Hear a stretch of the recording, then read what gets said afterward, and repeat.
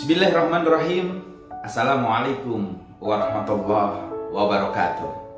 Alhamdulillah wassalatu wassalamu ala rasulillah Sayyidina Muhammadin ibni Abdillah wa ala alihi wa sahbihi wa mawala wa la hawla wa la quwwata illa billah. Allahumma salli ala Muhammad wa ala ali Muhammad. Ya Nabi salam alaika, ya Rasul salam alaika, ya Habib salam alaika, sholawatullah alaika. Saudara-saudaraku yang dirahmati Allah dimanapun Anda berada, Baginda Nabi Muhammad Sallallahu Alaihi Wasallam adalah seorang yang jago dalam dagang. Seorang pemuda yang bernama Muhammad Sallallahu Alaihi Wasallam adalah seorang yang pandai dalam bisnis. Maka tidak heran teman-teman sekalian yang dirahmati Allah, ketika itu orang-orang yang berada di Mekah dan juga orang-orang yang berada di negeri Syam, mereka tertarik, mereka terkagum-kagum dengan sosok pemuda yang bernama Muhammad. Karena kepiawaiannya dalam berbisnis, kecerdasannya dalam berbisnis, kejujurannya dalam berdagang, amanahnya dalam berdagang. Termasuk ada orang yang terkagum-kagum dengan beliau, seorang wanita yang bernama Sayyidah Khadijah Al-Kubra, yang kemudian nanti menjadi istri Nabi Muhammad Sallallahu Alaihi Wasallam. Teman-teman sekalian yang dirahmati Allah, Baginda Nabi Muhammad Sallallahu Alaihi Wasallam kemudian diangkat menjadi Nabi dan Rasul. Pada saat itu beliau umur 40 tahun. Namun teman-teman sekalian dirahmati Allah, tidak serta-merta, sekali lagi tidak serta-merta Nabi yang agung, Nabi yang mulia, Nabi yang penuh kasih sayang ini mengharuskan dan mewajibkan setiap sahabatnya untuk duduk di masjid terus-menerus. Beliau juga tidak mewajibkan para sahabatnya untuk menjadi ulama seperti Abdullah bin Umar. Beliau seorang ulama. Kemudian menjadi seperti Abu Hurairah, beliau seorang ulama. Tetapi baginda Nabi Muhammad Sallallahu Alaihi Wasallam membaginya dengan cara yang sangat elegan. Para sahabatnya ada yang dibiarkan mengurusi kurma, ada yang dibiarkan mereka mengurusi onta, ada yang mengurusi perkebunannya, ada yang mengurusi dagangannya, ada juga yang mengurusi semua kegiatannya. Baginda Nabi Muhammad Sallallahu Alaihi Wasallam tidak serta-merta menyuruh para sahabat-sahabatnya duduk di masjid terus-menerus, dan tidak mengharapkan semua sahabatnya menjadi para ulama. Maka muncul pebisnis-pebisnis tangguh, saudagar-saudagar, para pedagang-pedagang, pebisnis yang sukses seperti Abdurrahman bin Auf, seperti Ammar bin As, seperti Zubair bin Awam, Utsman bin Affan, Umar bin Khattab, dan lain sebagainya. Nah, inilah baginda Nabi Muhammad Sallallahu Alaihi Wasallam dengan kecerdasan beliau. Inilah teman-teman, inilah saudara-saudaraku semua yang dirahmati Allah. Inilah penerapan dari inni ja'ilun fil ardi khalifah. Kita yang menjadi khalifah. Inni ja'ilun fil ardi khalifah. Kita yang menjadi khalifah. Nabi Muhammad Sallallahu Alaihi Wasallam menyuruh dan meminta kepada para sahabat-sahabatnya, ayo lestarikan semesta, lestarikan semesta, lestarikan semesta. Nah teman-teman sekalian yang dirahmati Allah, pada konteks yang sekarang ini, inni ja'ilun fil ardi khalifah, melestarikan semesta, seperti yang diminta oleh baginda Nabi Muhammad Sallallahu Alaihi Wasallam pada zaman ini, pada saat ini adalah ekonomi. Bagaimana dengan ekonomi? Melestarikan semesta di hari ini adalah menguatkan ekonomi, teman-teman. Bagaimana dengan ekonomi? Dan ekonomi yang bagaimana, Pak Ustaz? Yaitu ekonomi yang seperti dicontohkan oleh baginda Nabi Muhammad Sallallahu Alaihi Wasallam, ekonomi yang membuat hubungan dengan Allah semakin baik dan hubungan kepada manusia juga semakin baik. Ekonomi bisnis. Bisnis yang bagaimana Pak Ustaz? Bisnis yang senantiasa mendekatkan kecintaan kita kepada Allah Subhanahu wa taala dan menghubungkan kita dengan sisi kemanusiaan. Baginda Nabi Muhammad SAW menerapkan ini, teman-teman sekalian dirahmati Allah. Di zaman seperti sekarang ini, gejolak ekonomi yang sangat terasa, maka lestarikan semesta alam. Apa? Mari kuatkan bisnis. Yang namanya orang Islam tidak harus miskin. Orang Islam boleh kaya. Nah, Nabi Muhammad SAW, teman-teman sekalian rahmati Allah, memberikan contoh dan keteladanan itu sebagai uswatun hasanah kepada kita. Teman-teman, apa sih artinya orang yang kaya? Yang dia tidak mau berbagi, dia egois, dia maunya menang sendiri, tidak mau berbagi, bahkan dia melupakan Allah. Orang-orang kaya yang tidak mau berbagi, orang-orang yang lupa akan Allah, orang-orang yang lupa akan baginda Nabi Muhammad SAW, sesungguhnya mereka adalah orang-orang miskin yang mereka sembunyi di balik kemiskinan hati dan jiwanya pada diri orang tersebut.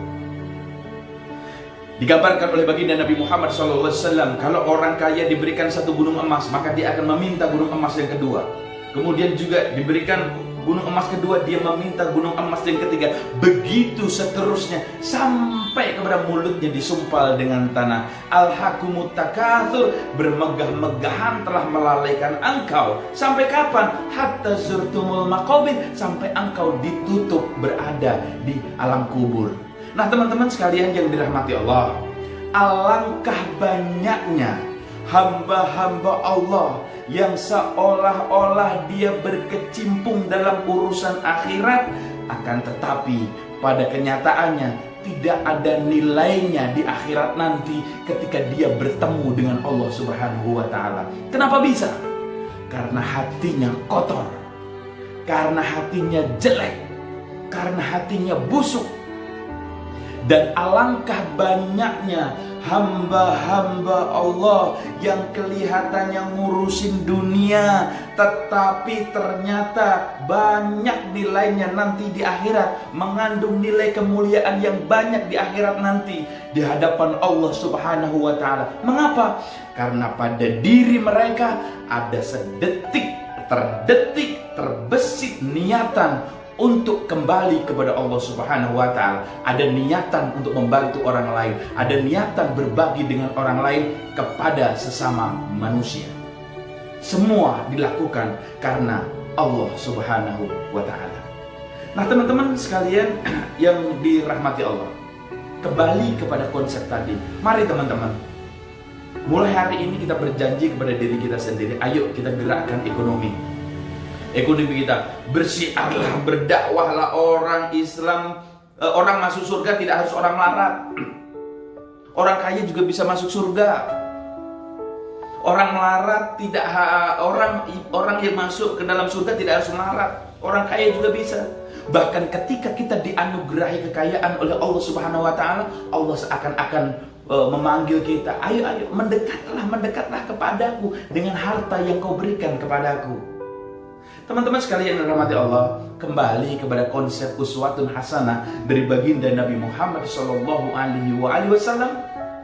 bahwa ketika semua berawal dari Allah, semua dilakukan dengan amanah, dengan kejujuran, maka akan banyak berkah dan barokahnya kepada kita semua. Apalagi teman-teman yang sedang menjalankan bisnis, yang sedang menjalankan perdagangan, yang sedang berusaha, di situ ada niat ingin membantu sesama, ingin membantu orang lain, ingin memberikan perhatian yang lebih kepada orang lain atas nama Allah Subhanahu wa taala, maka insya Allah itu menjadi sebuah keberkahan buat kita semua. Semua niatan itu, innamal a'malu binniyat, semua niatan itu tidak akan pernah terlihat oleh siapapun kecuali dia tertancap di dalam hatinya. Maka tadi digambarkan oleh baginda Nabi Muhammad SAW, alangkah banyaknya orang-orang yang seakan-akan mereka berorientasi, mereka mengurusi kegiatan-kegiatan akhirat, tetapi ketika nanti di akhirat dia tidak ada nilai kemuliaannya sama sekali. Kenapa? Karena hatinya kotor, karena hatinya jelek. Tetapi alangkah banyaknya hamba-hamba Allah yang kelihatannya hanya ngurusi urusan dunia, tetapi nilainya di akhirat nanti banyak sekali, kemuliaannya banyak sekali di hadapan oleh Allah Subhanahu wa Ta'ala, karena dia terdetik di dalam dirinya ingin membantu orang lain, ingin mengangkat kemanusiaan, ingin berbagi kepada hamba-hamba Allah yang lain, ingin membantu orang lain, semuanya karena Allah Subhanahu wa Ta'ala. Maka teman-teman sekalian rahmati Allah, berjanjilah mulai hari ini, yuk kita sama-sama dalam COVID-19 ini, keadaan sudah semakin sulit, kita harus tetap tangguh, kita tidak boleh lemas, kita harus kuat, kita tidak boleh loyo, kita harus tetap semangat. Semangat bagaimana? Semangat mengikuti ajarannya baginda Nabi Muhammad SAW. Ayo kita lakukan apa yang bisa kita lakukan. Kita mulai pikirkan juga orang lain. Jangan ego, jangan mau menang sendiri, jangan acuh tak acuh. Kita mesti maju ke depan. Inilah umatnya baginda Nabi Muhammad SAW. Teman-teman yang berbisnis, silahkan bismillah, bismillah, bismillah ya Allah Akbar. Niatkan bisnis dan membantu orang lain untuk meningkatkan perekonomian ini. Bagi mereka yang syiar, silahkan bersyiar. Yang berdagang, silahkan berdagang. Yang bekerja di kantor, silahkan bekerja di kantor. Ingat, semuanya akan kembali kepada diri kita sendiri.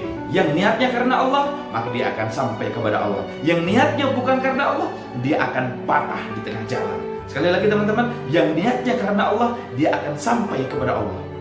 Barang siapa yang niatnya bukan karena Allah, dia akan patah di tengah jalan. Nah, kembali kepada baginda Nabi Muhammad SAW.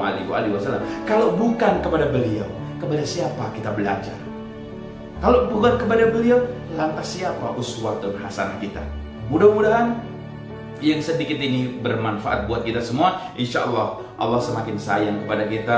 Allah berikan penduduk Indonesia, bangsa Indonesia jalan keluar dari COVID-19 ini. Dan mudah-mudahan perjalanan umroh dan haji juga segera dibuka. Kita bersama-sama melangkah menuju ke Mekah Al-Mukarramah, menuju Madinatul Munawwarah untuk melaksanakan ibadah umroh dan haji. Nah teman-teman sekalian, sebelum lupa, jangan lupa subscribe channel Fauzi Ihsan untuk terus mendapatkan video-video yang berkaitan dengan umroh haji, tentang sirah nabawiyah, tentang baginda Nabi Muhammad SAW, yang insya Allah akan memberikan manfaat kepada kita semua.